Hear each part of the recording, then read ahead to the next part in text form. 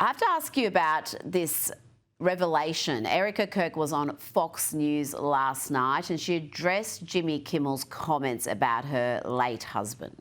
Jimmy Kimmel lied about your husband's murder and didn't really apologize. What would you say to Jimmy Kimmel?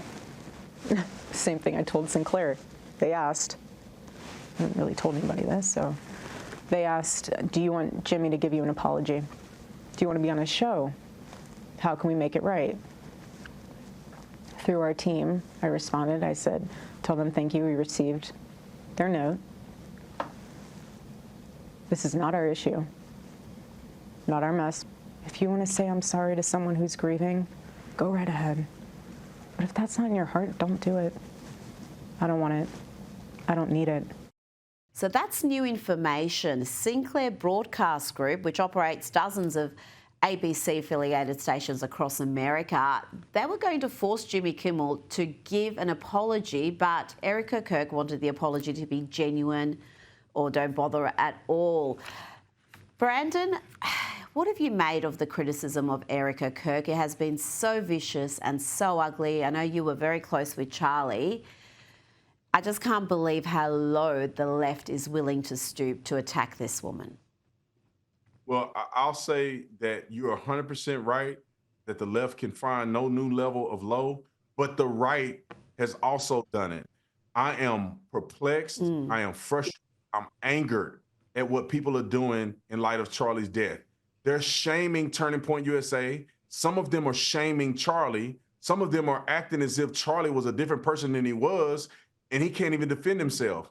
The asinine approach of shaming Erica Kirk and criticizing how she's mourning the death of her husband is insane to me. And people should be ashamed of themselves. The conspiracies that have come out about Charlie Kirk's death. I mean, I want to make this very clear. We know who killed Charlie. We have overwhelming evidence. And wait till the trial comes out and all of these naysayers and people that have been judgmental and acting like it was the Jews and all this other stuff, they're going to have to eat crow. They have overwhelming evidence about this guy, and we will find out soon. But it is shameful because I knew Charlie very well. Charlie was a very private person. Having his text messages leaked, having his wife in the forefront with people criticizing her would be something that Charlie would be against 100%. Charlie was a good man. Charlie was a God-fearing man. Charlie was a leader amongst, a leader for the next generation. And he would literally be so disappointed in so many people that claim that they loved him if he could just see what they have done in his name, or they've made money off of his name, or they've created platforms off of his name in this conspiracy into his death. It has been so disappointing to see that, and it must be for you as a friend of his, it must be heartbreaking to see that. First, the celebration of his murder from some demented quarters of the left, and then what's happened since.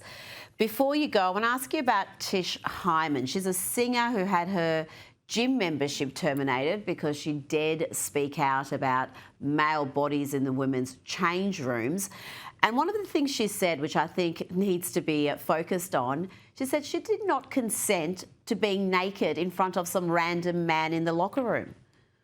It's dangerous. Me naked in front of a man without my permission. I ain't the one who gets kicked out the gym, y'all. I'm terminated for not wanting men in the locker room. Brandon, did you notice in that clip, no one seemed to be backing her. They all knew what happened. They know it's crazy, it's wrong, but they're too busy putting pronouns in their bio to actually take a stand on what is a genuine women's rights issue. This had to be one of the craziest things I've ever seen.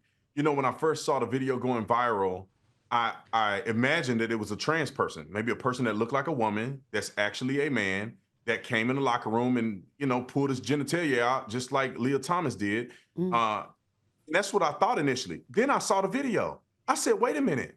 This person ain't even trying to look like a woman. This guy looks like a man. He's dressed like a gym bro. And he just waltzed in the women's locker room and he's looking at another woman naked. And let me say this. It's the epitome of what America has become in watching how no one is responding and supporting her. everybody's too distracted with everything else they're doing to stand up for women. And it's crazy to me because I bet you $1 million if the black woman was out there saying it was a white man calling me a N-word, everybody would be jumping to a rescue. But why is it that when women are offended by men being in their locker rooms, watching them naked, some of them pulling down their pants and they have male genitalia and women didn't consent to it? I don't understand how the women's movement goes on and on and on, and we're standing up for women's rights and Me Too. But when it comes to men violating women in the locker room, somehow there's no voice. And I'll say this too. I think people should understand this. These people are perverted in many cases. Because as a man, if you ever went into a male locker room or if you ever been in the male bathroom, there are dividers. Men don't even pull out their genitalia in front of other men. I play football in the locker room. Look, you don't get naked in front of another man. But why is it that the man in the women's locker room have the liberty to say, I'm going to drop my pants and watch these women get undressed and get dressed? You telling me there's not something wrong with that? Why couldn't the gym protect women? Women should have to be able to consent to something like this, which I think most women wouldn't. That's why they don't do it.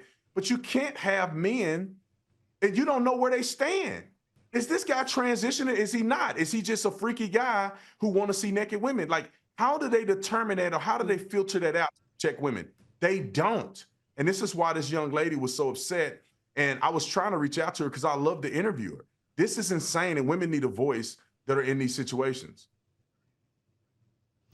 She is so brave for doing that, particularly somewhere like California, because we know the politics there. But it's good to see Gold's Gym is copping an almighty backlash online. People have seen their response to this and they are disgusted. Officer Tatum, it's been an absolute pleasure. I hope we can speak again soon. Thank you for your time. Thank you so much. God bless you.